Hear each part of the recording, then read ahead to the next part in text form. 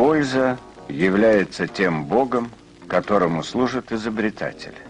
Записал около полувека назад в одной из многочисленных тетрадей, именовавшихся «Ночными мыслями», Лев Александрович Юткин.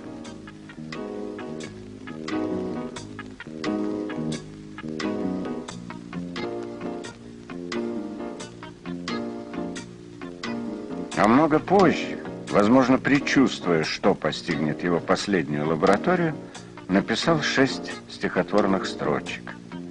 «На что мне знать свою судьбу? Ведь все равно потом, в гробу, мне станет ясен ход светил, борьба миров и трата сил, бесцельно брошенных на бой, но все ж не сладивших с судьбой».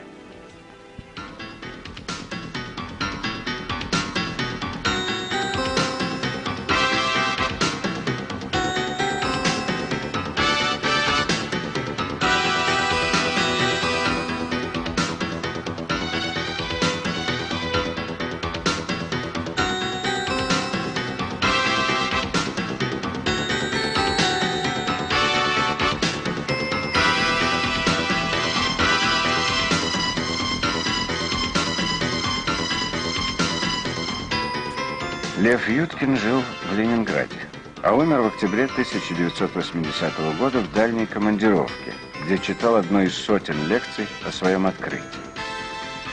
До 70 не дожил, умер от 3-го инфаркта.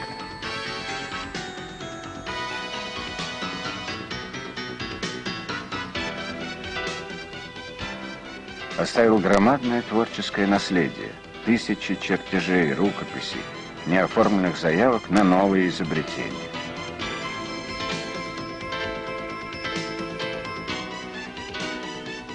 Продолжатель его дела – вдова, помощник и соавтор Лидия Ивановна Гольцова.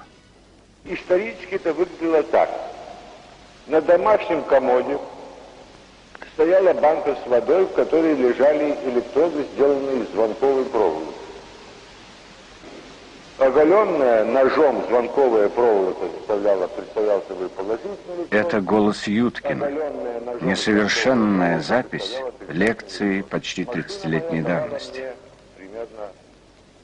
Открытие выглядело предельно просто.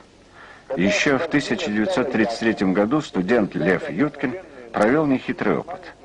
Налив в обычную тарелку воду, опустил в нее концы проводников, включил напряжение. Между ними проскочила искра. Вода взметнулась фонтаном. Тарелка раскололась. Экспертиза определила, что электрогидравлический эффект, ЭГ, так назвали открытие Юткина, по значимости сопоставим с открытием лазера, с изобретением ЭВМ, что это самый доступный, самый эффективный и экономичный способ превращения электрической энергии в механическую. Для того, чтобы поверить в изобретение, надо было создать лабораторию. Но как ее создать? Кто что даст? У Юткина шансы получить что-нибудь были на нуле. Он никто. У него не было ни званий, ни степени. Мало того, у него не было диплома, потому что на последнем курсе его посадили по жуткому доносу, который был абсурден. Вот этим несчастным электрогидравлическим эффектом он должен был взорвать мост, по которому шла демонстрация. Вот так. Еще в самом начале его карьеры он убедил, что можно рвать камни водой. И в Политехническом институте ему дали такой маленький закуточек. И штат, вместе с ним 3 человека. Публикации о необычном открытии постоянно встречали активное противодействие корифеев науки.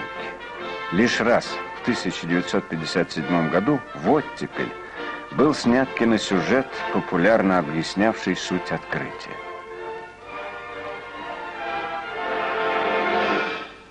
Лев Александрович Юткин нашел новый способ преобразования электрической энергии в механическую.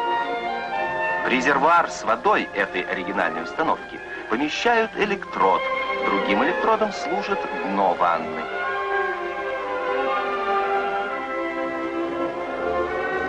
Включают переменный ток низкого напряжения. Трансформатором он преобразуется в ток высокого напряжения. Выпрямляется электронными выпрямителями в постоянный ток и поступает в конденсаторы. Когда в них накопится определенное количество электрической энергии, происходит пробой воздушного промежутка между разрядными шарами. При этом одновременно возникает пробой и водной среды в ванне. Это скользящие на поверхности воды кистевые разряды. С погружением электрода разряд достигает второго электрода, дна ванны. Пробой. В результате создается гидравлический удар давлением в 100 тысяч атмосфер. Он был изобретателем от Бога. Его так и называли генератор идей. При этом часто добавляя безумных идей. Сам электрогидравлический эффект, это же была безумная идея, в которую никто не верил. И не то что академики, люди с мировым именем говорили, что этого просто не может быть, потому что так не бывает. На самой заре открытия электричества действительно видели вот этот импульс, но не поняли, зачем он, почему он и какие его перспективы. Просто прошли мимо. Прошли мимо и Лейн, прошел мимо и Пристли, прошел мимо и Ломоносов, и Франклин. Не обратили на это внимания.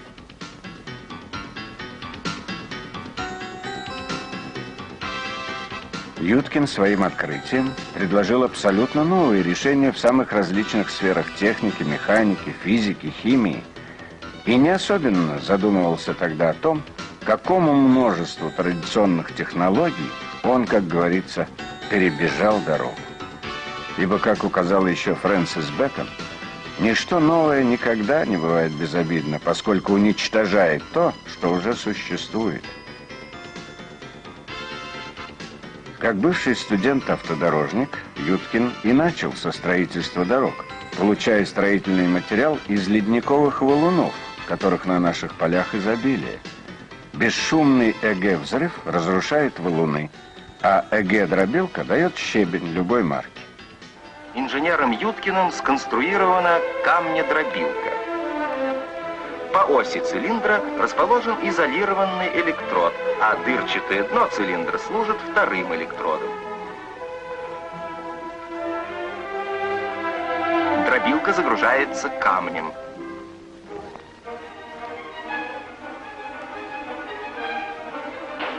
В воде между центральным электродом и дном образуется знакомый нам разряд. Под действием непрерывных гидравлических ударов порода разрушается и измельчается.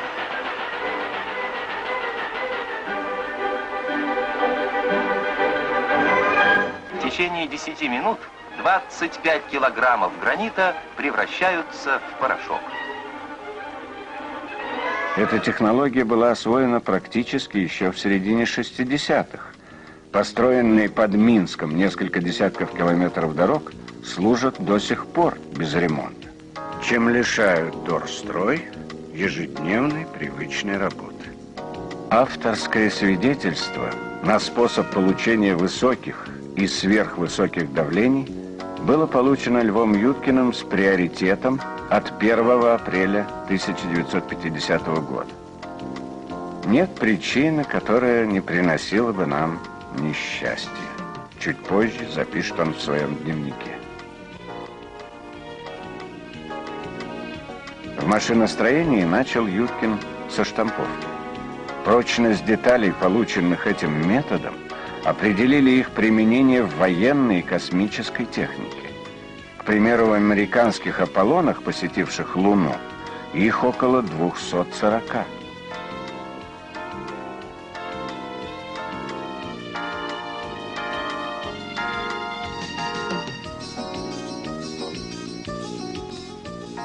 А Юткин обучал гидромолнию множеству и других операций: ковки и прессованию, вырубки и пробивки, уплотнению металлов, наклепу и многому другому.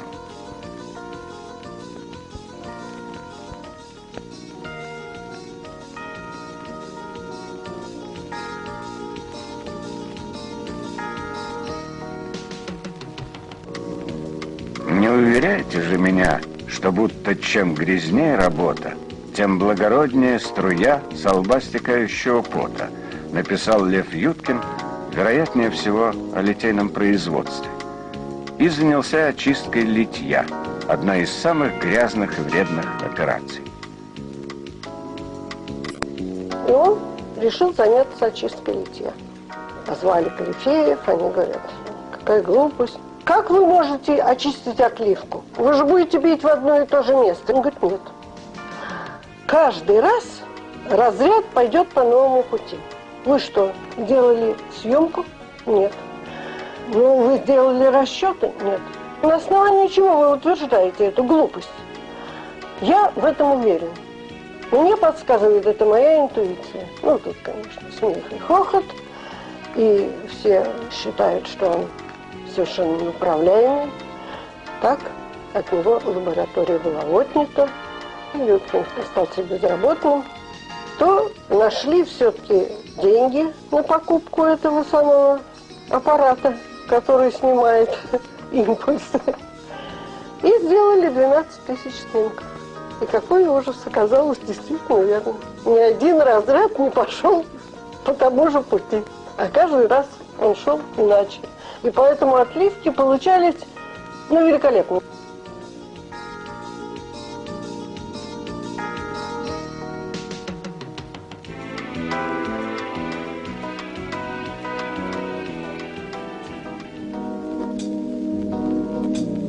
Летом 1986 года к роскошным этим фонтанам и далее в Финский залив обрушились бытовые и фекальные стоки свинарников, построенных на холмах над Петергоф.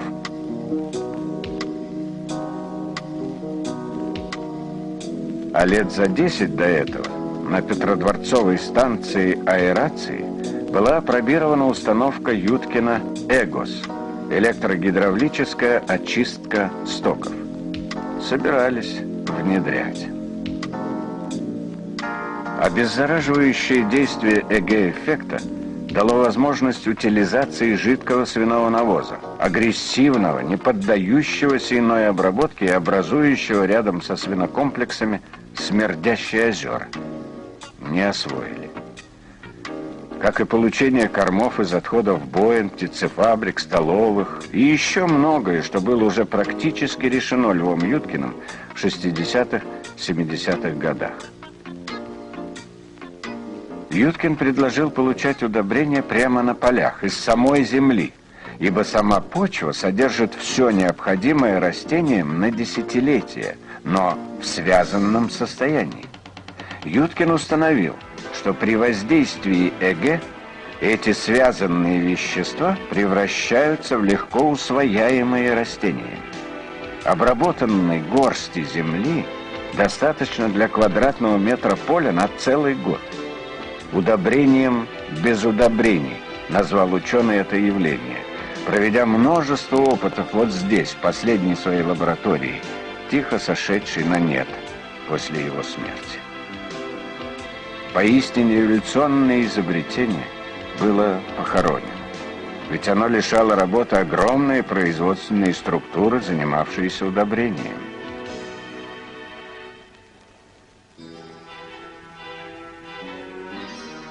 И шелестит трава, и светит солнце, падает созревшее зерно, куда придется. Лев Юткин.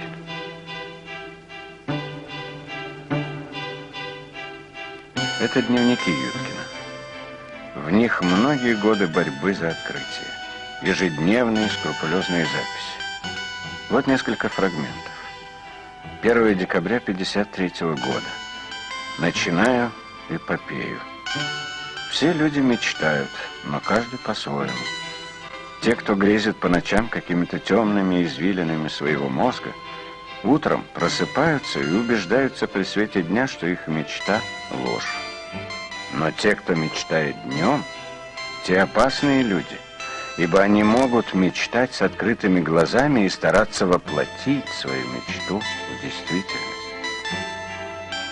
1 июля 1954 года, четверг. Начинаю новый том своего журнала о новых бедах, муках, лишениях и бестолковщине государственных мужей, мужей науки и прочей ерунде. Работа гораздо больший опиум, чем религия. А тем временем лицензии на процессы и установки, в которых работало его открытие, приобретали Швеция, Испания, ФРГ, Франция, Япония, Южная Корея, США. К примеру, использовав идею Юткина о раскалывании камней, ученые ФРГ, а затем Франции, разработали установку для разрушения камней в почках – литотриптер. Главная деталь установки – та же юткинская немудреная емкость с 2 электродами. Сейчас они продаются во множество стран, в том числе и нам. Этот французский сонолит обошелся России в $1,5 миллиона. Об изобретателе почти не вспоминают. А Юткин за первоначальную разработку этой темы вместе с многочисленными соавторами получил госпремию Украинской ССР за 1981 год. Через полгода после смерти. Еще в 19 году советской властью был принят закон. Всякое изобретение, признанное полезным Комитетом по делам изобретений, может быть по постановлению ВСНХ объявлено достоянием РСФСР. Юткин. Перевод из Беранже. Ученых званий, степеней стремился я достичь. Оглох от мыслей и речей, порол и слушал дичь. Стремясь вперед, я пер назад, но вдруг мне что-то ткнулось в зад. И все внезапно понял я. Была с гвоздем скамья моя. За десятилетие существования Советского Союза ежегодно внедрялось лишь 2% зарегистрированных изобретений. А Лев Юткин однажды в полемическом запале написал: «Есть такая страна, окоем горизонт. И вот я гражданин горизонта».